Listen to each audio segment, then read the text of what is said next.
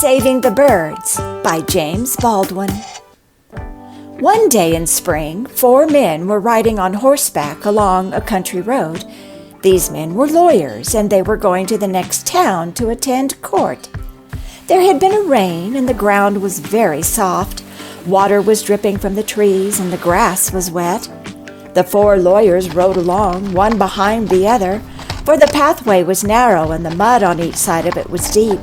They rode slowly and talked and laughed and were very jolly.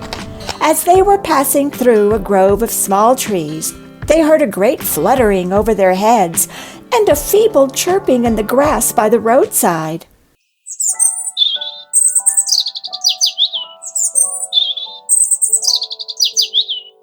Came from the leafy branches above them.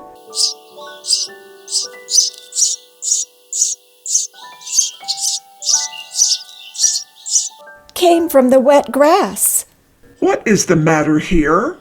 asked the first lawyer, whose name was Speed. "Oh, it's only some old robins," said the second lawyer, whose name was Hardin. "The storm has blown 2 of the little ones out of the nest. They are too young to fly, and the mother bird is making a great fuss about it." "What a pity. They'll die down there in the grass," said the third lawyer, whose name I forget.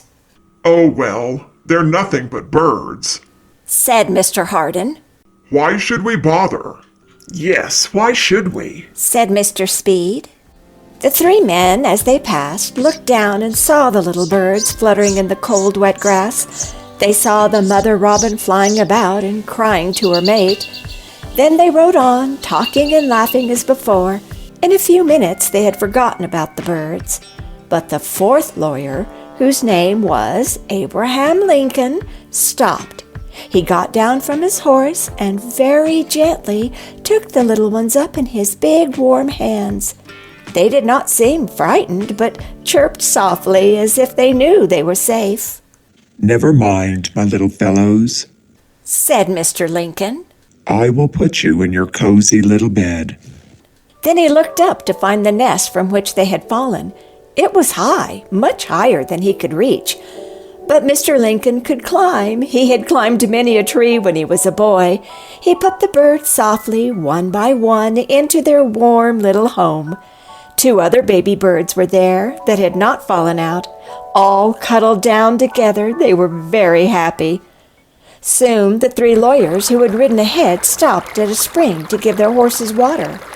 "Where's our companion?" asked one. All were surprised to find that he was not with them. "Do you remember those birds?" said Mr. Speed. "Very likely he has stopped to take care of them." In a few minutes, Mr. Lincoln joined them. His shoes were covered with mud, and he had torn his coat on the thorny tree. "Hello, Abraham," said Mr. Hardin. "Where have you been?" "I stopped a minute to give those birds to their mother." "Well, we always thought you were a hero. Now we know it." Then all 3 of them laughed heartily. They thought it so foolish that a strong man should take so much trouble just for some worthless young birds. "Gentlemen, I could not have slept tonight if I had left those helpless little robins to perish in the wet grass." Abraham Lincoln afterwards became very famous as a lawyer and statesman.